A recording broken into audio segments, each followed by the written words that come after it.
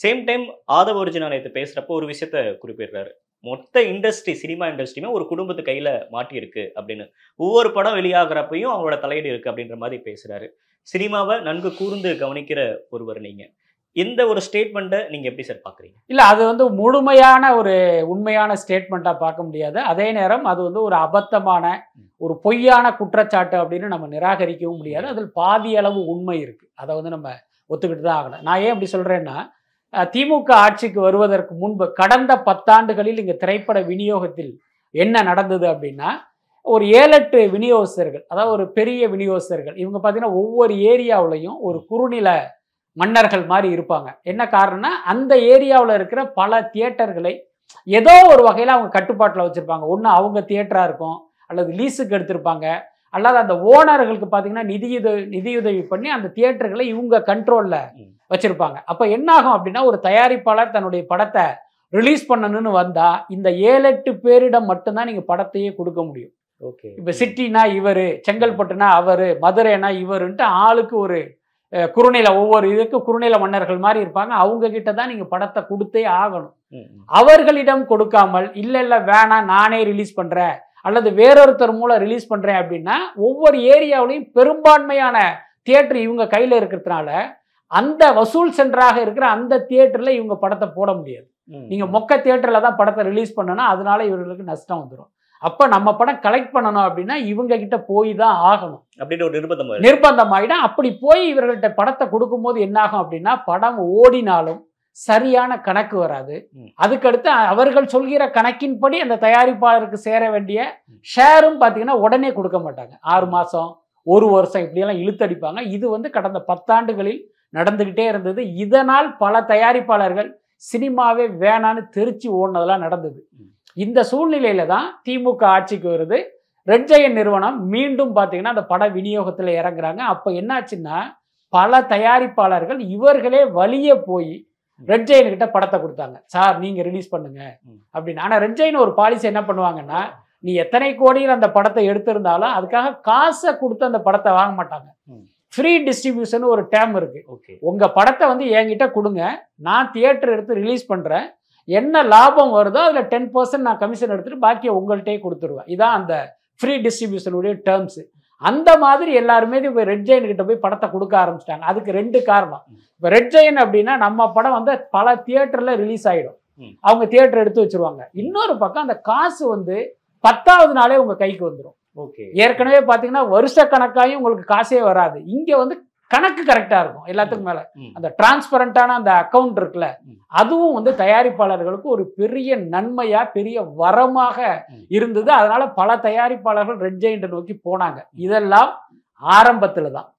அதுக்கப்புறம் என்னாச்சுன்னா, red giant நிறுவனம் மெல்ல தன்னுடைய போக்கை மாத்திக்கிட்டாங்க. இதுக்கு இடையில இவர் பார்த்தீங்கன்னா அமைச்சரானாரு, துணை முதலமைச்சர் ஆனாருன்னு இவர் பிஸியானதுக்கு அப்புறம் ரெட் ஜெயண்ட்ல இருந்து உதயநிதி வந்து விலகிட்டார். அது வந்து ஒரு பெயரளவுக்கான ஒரு விஷயந்தாக இருந்தாலும் இப்ப செண்பகமூர்த்தின்னு ஒருத்தர், ராஜான்னு ஒருத்தர் தான் இதை கவனிக்கிறாங்க. இப்ப இவர்கள் உதயநிதியுடைய நேரடி கண்காணிப்பு இல்லைங்கிறதுனால இவர்கள் வைத்தது தான் சட்டம்ங்கிற மாதிரி ஆயிடுச்சு. இப்ப என்ன பண்றாங்க, இவங்க ஒரு படத்தை ரிலீஸ் பண்றாங்க, அதே நாளில் வேறொரு தயாரிப்பாளர் தன்னுடைய படத்தை கொண்டு வந்தாங்க அப்படின்னா இவங்க வந்து தியேட்டர் கிடைக்காம பண்ணிடுவாங்க. என்னன்னா, நான் ரிலீஸ் பண்ற படத்துக்கு தான் தியேட்டர் கொடுக்கணும், அந்த படத்துக்கு நீங்க தியேட்டர் கொடுக்க கூடாது அப்படிங்கிற மாதிரி ஒரு மறைமுக நெருக்கடி. இந்த நெருக்கடிக்கு எல்லா தியேட்டருக்காரங்களும் ஆமாஞ்சாமி போடுறாங்க. என்ன காரணம் அப்படின்னா, இப்போ ரெட் ஜெயண்டுடைய விருப்பத்தைக்கு நீங்கள் செவி சாய்த்தால் வார வாரம் உங்களுக்கு நல்ல படங்களா வரும், தியேட்டருக்கு கூட்டம் வரும், அதன் மூலமாக தியேட்டருக்கு ரெவின்யூ வரும். இவங்களை பகைச்சிக்கிட்டு நீங்க யாரோ ஒருத்தனுக்கு ஆதரவு தெரிவிச்சிங்கன்னா உங்களுக்கு படம் கிடைக்காது. இதே மாதிரி இந்த உட்லண்ட்ஸ் தியேட்டருடைய உரிமையாளர் வந்து ஏதோ ஒரு கருத்தை சொல்லி ரெட் ஜெயண்ட் நிறுவனம் பார்த்தீங்கன்னா அந்த தியேட்டருக்கு படமே கிடைக்காத அளவுக்கு பண்ணிட்டாங்க. ஸோ இதெல்லாம் நடந்தது. ஸோ இந்த மாதிரியான விஷயங்கள் சமீப காலமாக நடக்க ஆரம்பிச்சிருச்சு. ஸோ இதுக்கும் வந்து உதயநிதி தானே பொறுப்பு. என்னதான் அவர் அந்த நிர்வாக பதவியிலிருந்து விலகி விட்டாலும் அந்த இடத்துல கிருத்திகா உதயநிதி இருக்காங்க. ஆனா இவர்கள் பெயரை வைத்து இயங்குவது பார்த்தீங்கன்னா செண்பகமூர்த்தியும் ராஜாவும். ஆனா இப்ப மக்கள் பார்க்கும்போது, ஒரு தயாரிப்பாளர் பார்க்கும்போது ரெட் ஜெயண்ட் இதை பண்ணுதுன்னு தானே சொல்லுவாங்க. அதுதான் விஷயம். அவர் பேசுறப்ப இது மாதிரியான ஒரு ஒரு அன்யூஷுவலா ஒன்று நடக்குது அப்படின்றப்ப அந்த துறையில இருந்தே ஒரு குரல் கூட வரமாட்டுது அப்படின்னு விஜய் ஆதவ அர்ஜுன் அட்ரஸ் பண்ணி பேசுறாருல்ல.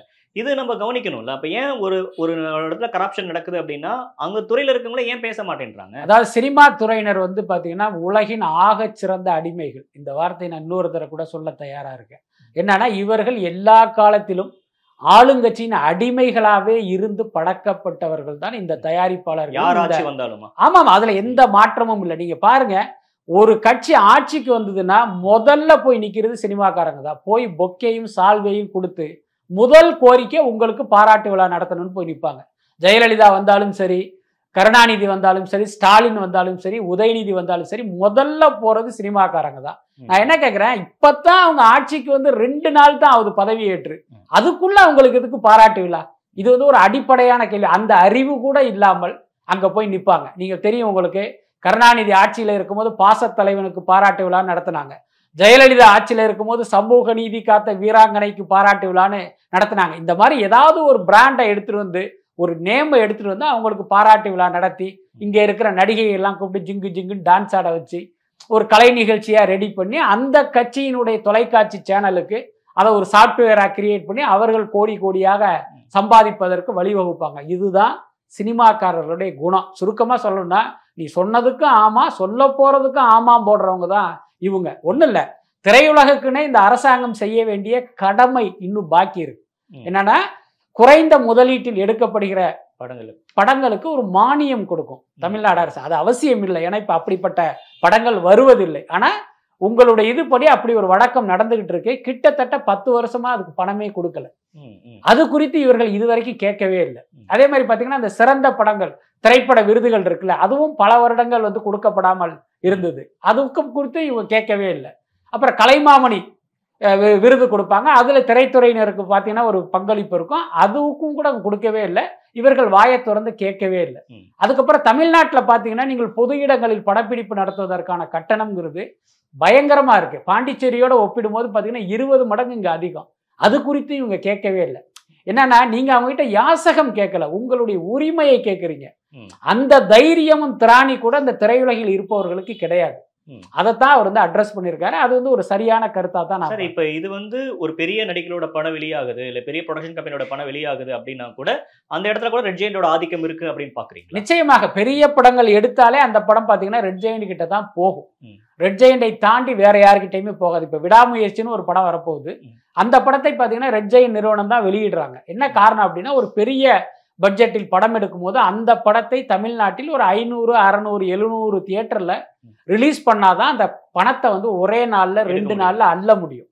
அப்ப அதற்கு சரியான ரூட் எது அப்படின்னா அது ரெட் ஜெயண்ட் தான். அதனால என்னன்னா, ரெட் ஜெயண்ட் கிட்ட தான் போகும். ரெட் ஜெயண்டை தாண்டி வேற யாராவது படத்தை ரிலீஸ் பண்ணாங்கன்னா அவர்களால அந்த அளவுக்கு பணத்தை அள்ள முடியும். ரெட் ஜெயண்ட்க்கு முன்னாடி அது எப்படி சார் இருந்துச்சு? அதான் நான் ஏற்கனவே சொன்ன மாதிரி அந்த குறுநில மன்னர்களுடைய கையில இருந்தது. இந்த ஏரியானா இவர் இப்ப வந்துருச்சு. இப்போ 2026க்கு பிறகு ஆட்சி மாற்றம் ஏற்பட்டால் ரெட் ஜெயண்ட் பக்கம் யாருமே போக மாட்டாங்க. என்ன, உதயநிதி பக்கம் யாருமே போக மாட்டாங்க. திடீர்னு இந்த 7-8 பேர் சொன்ன தெரியுமா, அவர்கள் மீண்டும் அப்படி கிளம்பி வருவாங்க. இதுதான் நடக்கும். இதுதான் மாறி மாறி நடக்கும். இப்போ ப்ரொடியூசர் சைட்ல இருந்து ரெட் ஜெயண்ட் கிட்ட இந்த மூவியை கொடுத்தோம் அப்படின்னா எல்லா பக்கமும் ரிலீஸ் ஆயிரும் அப்படின்ற அந்த கான்ஃபிடென்ட்ல போறாங்களா, இல்ல ஏதோ ஒரு வகையில இல்ல கொடுத்துடலாம், இதை கொடுக்கலன்னா வேற பொலிட்டிக்கல் பிரஷர் வரும் அப்படின்றதுக்காக அவங்க அதை யோசிக்கிறாங்களா? இல்ல, ஆக்சுவலி அப்படி இருப்பதற்கும் வாய்ப்பு இருக்கு. ஏன்னா ஒரு பெரிய படம் எடுப்பவர்கள், நான் ஏற்கனவே சொன்ன மாதிரி இந்த காரணத்தினால்தான் ரெட் ஜெயண்ட் கிட்ட போனாங்க. அதுல எந்த மாற்றமும் இல்லை. ரெட் ஜெயண்ட் அவர்களை பொறுத்த வரைக்கும் கணக்கு வழக்குல பாத்தீங்கன்னா மிக மிக சரியாக இருந்தாங்க. ஏன்னா அந்த உண்மையை நம்ம வந்து சொல்லித்தான் ஆகணும். ஏன்னா நீங்க ரெட் ஜெயண்ட் மீது ஒரு அபாண்டமாக பழி போட்டு திமுக குடும்பமே இதை திரையுலகத்தை சுரண்ட மாதிரியான ஒரு தோற்றத்தை ஏற்படுத்தக்கூடாது. அது தவறான விஷயம். அதே நேரம் ரெட் ஜெயண்ட் கிட்ட போகிறவர்களுடைய மனநிலைன்னு ஒண்ணு இருக்குல்ல.